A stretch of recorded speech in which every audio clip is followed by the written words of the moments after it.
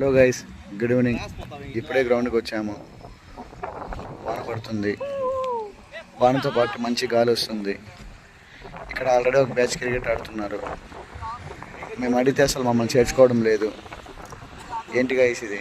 ఉండేది ఒకే గ్రౌండ్. వీళ్ళేమో పిల్లోళ్ళు మాకు అసలు ఛాన్స్ ఇవ్వడం లేదు. ఫస్ట్ ఇన్నింగ్స్ సెకండ్ ఇన్నింగ్స్ అన్ని అడిగితే కూడా చెప్పడం లేదు. నాకేం అర్థం కాలేదు. కానీ మా బ్యాట్లు మాత్రం తీసుకొని ఆడుతున్నాడు. ఈ అబ్బాయి ఆడాడే, ఇది మా బ్యాటే గైస్. ఫస్ట్ బాల్ అవుట్ అయ్యాడు.